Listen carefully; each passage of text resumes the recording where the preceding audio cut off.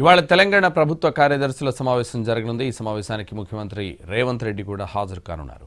రాష్ట్రంలో సంక్షేమ అభివృద్ధి కార్యక్రమాల అమలుపై 100 రోజుల కార్యక్రమాన్ని చేపడుతున్నట్లు సిఎస్ రామకృష్ణారావు తెలిపారు. ముఖ్యమంత్రితో పాటు మంత్రులు, ప్రజాప్రతినిధులు పాల్గొనే ఈ 100 రోజుల కార్యక్రమంలో అన్ని శాఖల వారీగా విస్తృత కార్యక్రమాలు చేపట్టాలని ఆదేశాలు జారీ చేశారు. మార్చి 1న జిల్లా కలెక్టర్ల సమావేశం జరగనుంది. మార్చి 2 నుంచి జూన్ 9 వరకు వివిధ అభివృద్ధి పనులపై ప్రతి శాఖ తమ 100 రోజుల కార్యాచరణ ప్రణాళికను సిద్ధం చేయాలని జిల్లా కలెక్టర్ల సమావేశంలో చర్చనీయాంశ వెంటనే రూపొందించాలని సిఎస్ ఆదేశాలు జారీ చేశారు.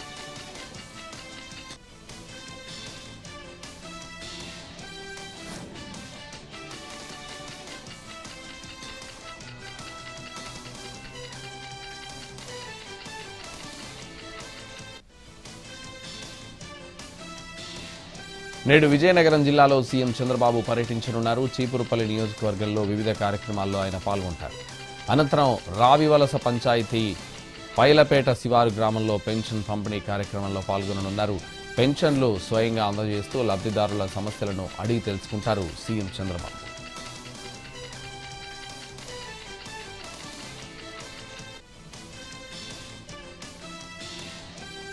నేడు తిరుమలలో టీటీడీ పాలక మండలి సమావేశం జరగనుంది. ఈ సమావేశంలో పాలక మండలి 2026 నుంచి 27 వార్షిక బడ్జెట్కు ఆమోదం తెలపనుంది. మీటింగ్లో 5,700 కోట్ల అంచనాలతో బడ్జెట్ ప్రతిపాదనలు ఉండే అవకాశం ఉన్నట్టు తెలుస్తోంది.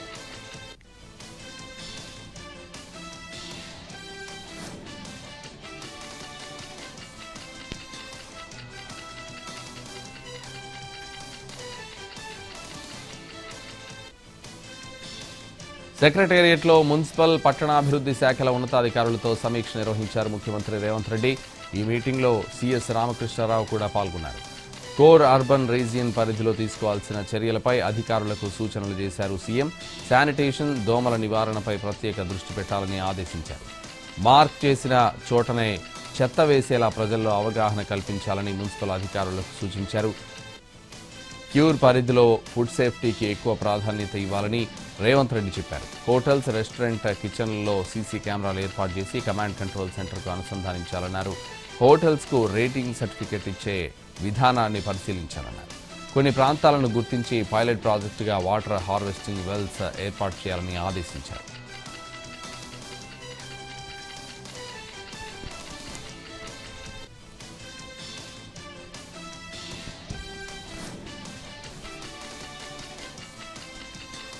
నీటిపారుదల శాఖ అధికారులతో మంత్రి ఉత్తమ్ కుమార్ రెడ్డి సమీక్షా సమావేశం నిర్వహించారు. 2వ దశ పూడికతీత పనులు సత్వరమే ప్రారంభించాలని ఆదేశించారు. పూడికతీత పనుల నిధుల ప్రతిపాదనను మంత్రివర్గం ముందు పెడతానన్న ఆయన కడెం ప్రాజెక్టులో పూడికతీత విజయవంతమైందన్నారు.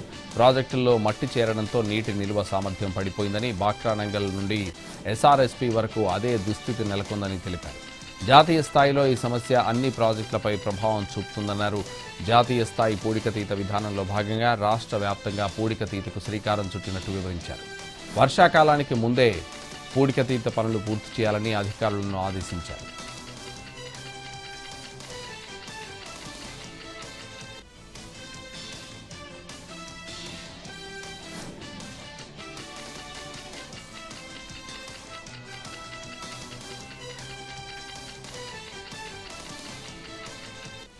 విద్యా కమిషన్పై విమర్శలు గుప్పించారు సిద్దిపేట ఎమ్మెల్యే హరీష్ రావు. విద్యా కమిషన్లో అసలైన విద్యావేత్తలు లేరని ఆరోపించారు.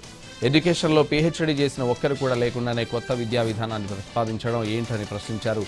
దీనికి ముఖ్యమంత్రి రేవంత్ రెడ్డి సమాధానం చెప్పాలని డిమాండ్ చేశారు. పరిపాలనా అనుభవం వేరు, బోధన అనుభవం వేరని హరీష్ అభిప్రాయపడ్డారు. రిటైర్డ్ ఐఏఎస్ అధికారి చైర్మన్గా ఉండడంపై హరీష్ అభ్యంతరం వ్యక్తం చేశారు. స్కూల్, కాలేజీల్లో బోధన అనుభవం ఉన్న నిపుణులు ఎవరిని ప్రశ్నించారు. అర్హులైన విద్యావేత్తలకు బాధ్యతలు అప్పగించాలని సూచించారు. విద్యా వ్యవస్థను భ్రష్టు పట్టించే నిర్ణయాలు ఆపాలన్నారు హరీష్ రావు.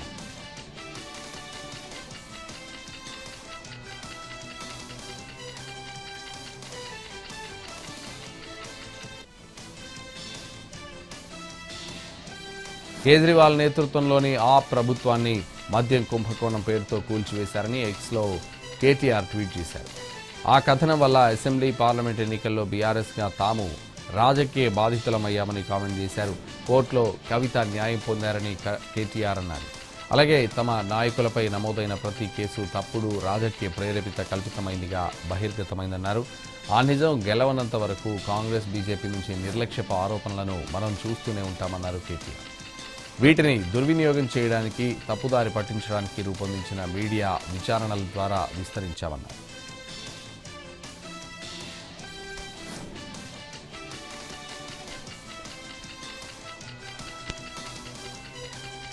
మావోయిస్టు లొంగుబాట్లపై స్పందించారు ముఖ్యమంత్రి రేవంత్ రెడ్డి. మావోయిస్టు లొంగుబాట్లపై అసెంబ్లీలో ప్రకటన చేస్తామన్నారు.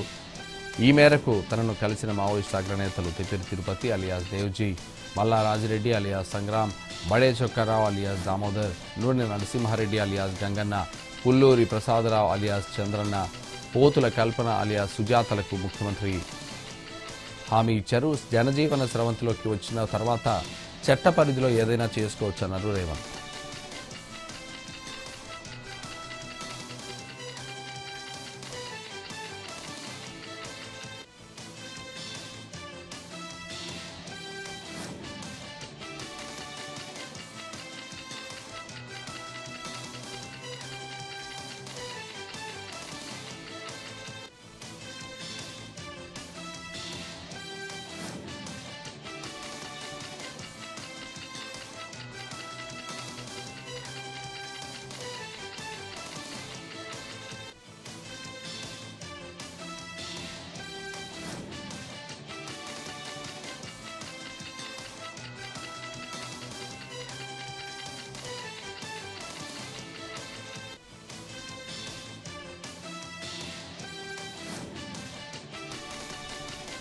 ఏడీబీ బ్యాంక్ నుంచి తెచ్చిన 4,000 కోట్ల రుణంతో గాంధీ సరోవర్ ప్రాజెక్టు ఏర్పాటుకు కాంగ్రెస్ ప్రయత్నిస్తోందని తెలంగాణ బీజేపీ చీఫ్ రామచంద్రరావు అన్నారు.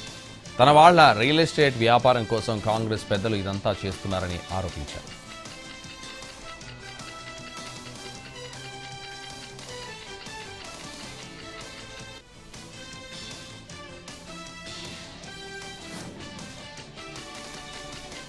హైదరాబాద్లోని జూబ్లీహిల్స్ మర్కంటైల్ బ్యాంక్ మేనేజర్ను పోలీసులు అరెస్ట్ చేశారు. మర్కంటైల్ బ్యాంక్ మేనేజర్లతో పాటు మరో 4గురిని సైబరాబాద్ సైబర్ క్రైమ్ పోలీసులు అరెస్ట్ చేశారు.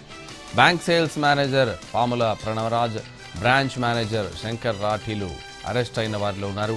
నకిలీ సంస్థ పేరిట మ్యూల్ ఖాతాలు తెరిచి సైబర్ నేరగాళ్లకు సహకరించారు మేనేజర్. స్టార్ అగ్రోస్ పేరుతో అకౌంట్స్ తెరిచి సైబర్ నేరగాళ్లకు సహకరించాడు మేనేజర్. 39 బ్యాంక్ అకౌంట్లను తెరిచి సైబర్ నేరగాళ్లకు ఇచ్చాడు మేనేజర్. నకిలీ సంస్థ పేరిట మ్యూల్ ఖాతాలతో అమాయకుల నుంచి డబ్బులు వసూలు చేశారు సైబర్ నేరగాళ్లు.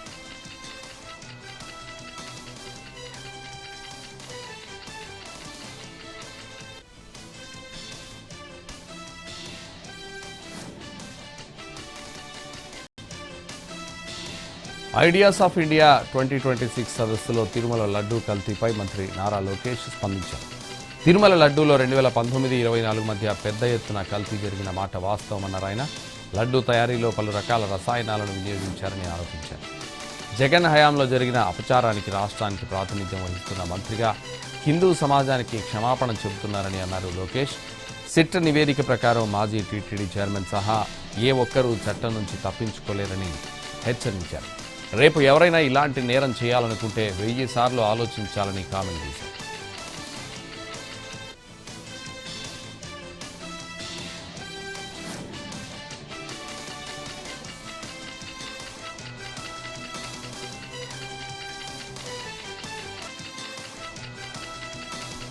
ఏపీలో కలుషిత నీరు, కలుషిత పాలు తాగి ప్రజలు ప్రాణాలు కోల్పోతున్నారని వైఎస్ జగన్ ఆవేదన వ్యక్తం చేశారు. ఎక్స్లో సుదీర్ఘ పోస్ట్ పెట్టారు జగన్. ఎవరైనా బ్రతకడం కోసం పాలు, నీళ్లు తాగుతారు, కానీ రాష్ట్రంలో మాత్రం ఆ రెండు ప్రాణాంతకం అవుతున్నాయన్నారు. టీడీపీ నేతృత్వంలోని కూటమి ప్రభుత్వం సీఎం చంద్రబాబు పాలనలో డయేరియా, ఫుడ్ పాయిజన్ ఘటనలు తరచూ వెలుగు చూస్తున్నాయి. పరిపాలనపై చంద్రబాబు పూర్తి తన పట్టు కోల్పోగా మిగిలిన వారంతా ప్రతిపక్షంపై బురద జల్లడం, నిత్యం అసత్య ప్రచారం చేయడంతో పాటు రెడ్ బుక్ రాజ్యాంగాన్ని అమలు చేసే పనిలో నిమగ్నమయ్యారు. ఎక్కడికక్కడ స్వార్థ ప్రయోజనాలు ఆశించి పనిచేస్తూ ప్రజారోగ్యం, వారి రక్షణ వంటి వాటికి పూర్తిగా మంగళం పాడుతున్నారని జగన్ ఆరోపించారు.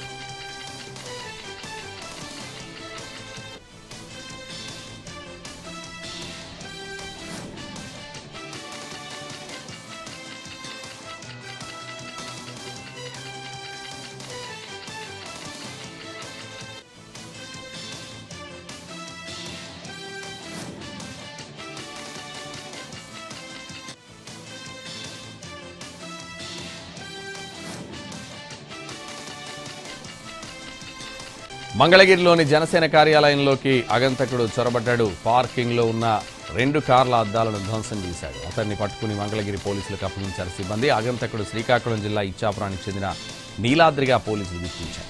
ఈ ఘటనపై పోలీసులు కేసు నమోదు చేసి దర్యాప్తు చేస్తున్నారు. మరోవైపు జనసేన అధినేత పవన్ కళ్యాణ్తో ఇంటెలిజెన్స్ చీఫ్ మహేష్ చంద్ర లడ్డా సమావేశమయ్యారు.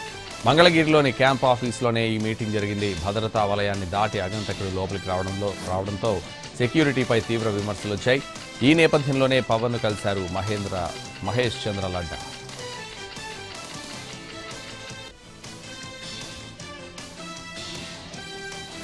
తిరుమల లడ్డు అంశం ఏపీ శాసనమండలిని కుదిపేసింది. లడ్డూపై చర్చించాల్సిందేనని వైసీపీ పట్టుబట్టడంతో సభలో గందరగోళం నెలకొంది.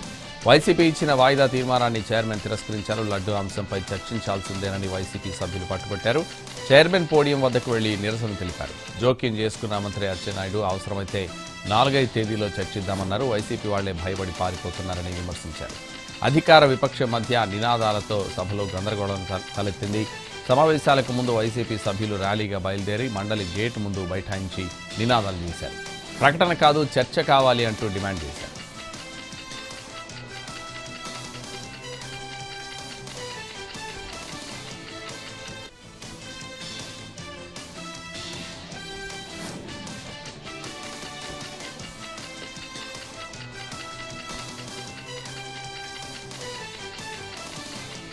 తూర్పుగోదావరి జిల్లా నిడదవోలులో పాముల బెడదపై చర్యలు తీసుకోవాలని ఓ వైసీపీ కౌన్సిలర్ వినూత్నంగా నిరసన తెలిపారు. కౌన్సిలర్ దాకే అనిల్ కుమార్ పాముతో సమావేశానికి హాజరు కావడంతో కౌన్సిల్ హాల్లో కలకలం రేగింది. తన వార్డులో పాములు తరచుగా ఇళ్లలోకి వస్తుండటంతో ప్రజలు భయాందోళనకు గురవుతున్నారని కౌన్సిలర్ ఆవేదన వ్యక్తం చేశారు. ఈ సమస్యను పలుమార్లు అధికారుల దృష్టికి తీసుకెళ్లినా చర్యలు తీసుకోలేదన్నారు. దాంతో municipal chairman Bhupathi Adinarayana councillor తీరుపై ఆగ్రహం వ్యక్తం చేశారు. సమావేశం ప్రాంగణంలో పామును తీసుకురావడం బాధ్యత రాహిత్యమని, ఇది భద్రతాపరంగా ప్రమాదమని మండిపడ్డారు.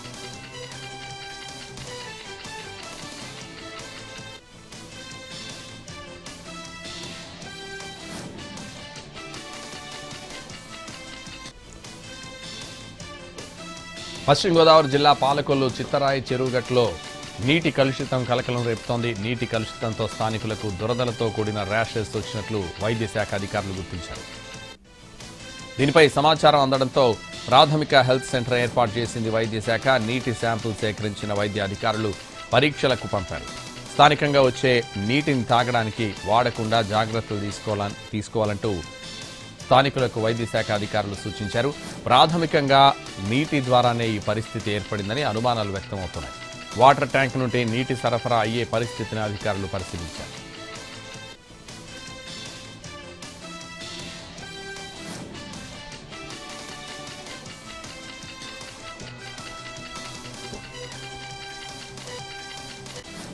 రాజస్థాన్లో రాష్ట్రపతి ముర్ము పర్యటించారు. వాయుశక్తి కార్యక్రమంలో పాల్గొన్న ఆమె భారత వైమానిక దళం బల ప్రదర్శనను వీక్షించారు.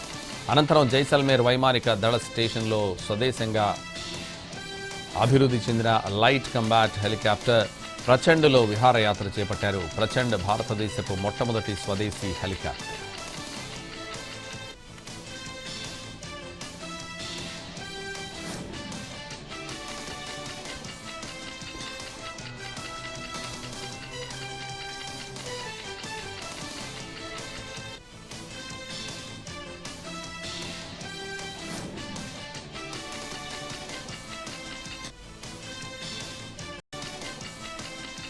టీవీకే చీఫ్ విజయ్కు ఫ్యామిలీ పరంగా మరో షాక్ తగిలింది. చెంగల్పట్టు కోర్టులో ఆయన వైఫ్ సంగీత విడాకుల పిటిషన్ వేశారు.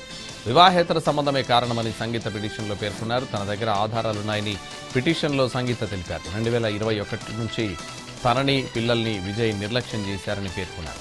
విజయ్కి ఇతర మహిళలతో సంబంధాలున్నాయని, ఆ ఎవిడెన్స్లన్నీ తన దగ్గర ఉన్నాయని సంగీత పిటిషన్లో పేర్కొన్నారు. గత కొంతకాలంగా తాను లండన్లో ఉంటున్నారని పిటిషన్లో సంగీత తెలిపారు. పెళ్లైన 26 ఏళ్ల తర్వాత విజయ్ నుంచి సంగీత విడాకులు కోరడం తమిళనాడు పాలిటిక్స్లో చర్చనీయాంశంగా మారింది.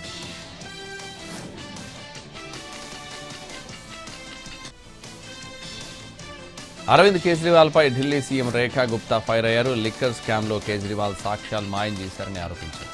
కేజ్రీవాల్ హయాంలో అన్ని రంగాల్లో అవినీతి జరిగిందన్న రేఖా గుప్తా 11 ఏళ్లలో కేజ్రీవాల్ ఢిల్లీకి చేసింది ఏంటని ప్రశ్నించారు. కోట్లలో ప్రజాధనాన్ని దోచుకున్నారని రేఖా గుప్తా ఆగ్రహం వ్యక్తం చేశారు.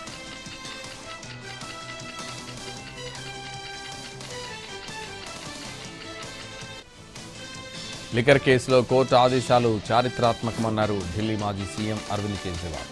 ప్రధాని మోడీ, హోంమంత్రి అమిత్ షా కలిసి కుట్ర చేశారని ఆరోపించారు. వారిద్దరూ దేశానికి క్షమాపణ చెప్పాలని డిమాండ్ చేశారు. ఆమ్ ఆద్మీ పార్టీని ఖతం చేయడానికే మోదీ, అమిత్ షా కుట్ర చేశారని ఆరోపించారు. కేజ్రీవాల్ నిజాయితీపరుడని ప్రజలకు తెలుసని, అందుకే అవినీతి మచ్చవేశారని మండిపడ్డారు. తాను జీవితంలో నిజాయితీ, గౌరవం మాత్రమే సంపాదించారని కేజ్రీవాల్ చెప్పారు. ఢిల్లీ మద్యం పాలసీ కేసులో ఆమ్ ఆద్మీ పార్టీ అధినేత అరవింద్ కేజ్రీవాల్, మనీష్ సిసోడియాతో పాటు మరో 21 మందికి క్లీన్ చిట్ వచ్చింది. సాక్ష్యాధారాలు లేవంటూ కోర్టు వారికి ఊరట కల్పించింది. Kejriwal, సిసోడియాకు court clean chit ఇవ్వడాన్ని Anna Hazare స్వాగతించారు. న్యాయ వ్యవస్థ అత్యున్నతమైందని, ఈ వ్యవస్థ లేకుంటే గందరగోళ పరిస్థితి, అశాంతి నెలకొంటుందని వ్యాఖ్యానించారు. ఈ కేసులో కోర్టు తీర్పును అందరూ స్వాగతించాలని ఆయన పేర్కొన్నారు. గతంలో తాను కేజ్రీవాల్పై విమర్శలు చేసినప్పుడు కోర్టు అప్పటికింకా ఎలాంటి తీర్పు వెలువరించలేదని వివరణించారు.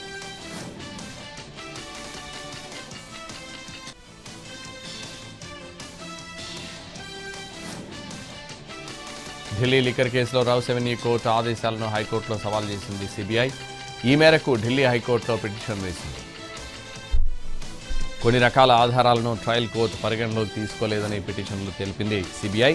ఢిల్లీ లిక్కర్ కేసులో నిందితులకు రిలీఫ్ ఇచ్చింది Rouse Avenue court. Arvind Kejriwal, Manish Sisodia, Kalvakuntla Kavitha సహా మొత్తం 23 మందిపై కేసు కొట్టేసింది. ఆరోపణలకు ఎలాంటి సాక్ష్యాలు లేవని ఢిల్లీ రౌస్ అవెన్యూ కోర్టు స్పష్టం చేసింది. ఆరోపణలు ఉంటే సాక్ష్యాలు కూడా ఉండాలంది న్యాయస్థానం. విచారణ సమయంలో పక్కా ఆధారాలను చూపించలేకపోయినట్టు కోర్టు చెప్పింది. ప్రస్తుతం ఆ వివాదాస్పద ఎక్సైజ్ చట్టాన్ని రద్దు చేసింది. రౌస్ అవెన్యూ కోర్టు ఆదేశాలను ఢిల్లీ హైకోర్టులో ఛాలెంజ్ చేసింది సిబిఐ.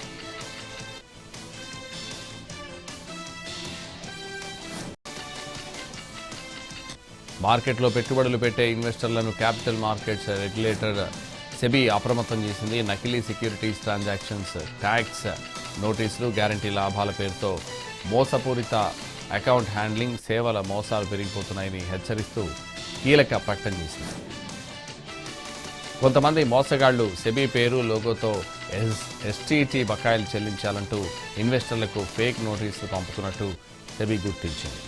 అయితే 2004 ఫైనాన్స్ చట్టం ప్రకారం ఎస్టీటీని ప్రతి లావాదేవీ సమయంలో బ్రోకర్లే ఆటోమేటిక్గా వసూలు చేస్తారన్న సెబీ తాము ఎలాంటి డిమాండ్ నోటీసులు జారీ చేయలేమని స్పష్టం చేసింది. సెబీ అధికారులుగా నటిస్తూ ఈ మోసాలకు పాల్పడుతున్నారని తెలిపింది.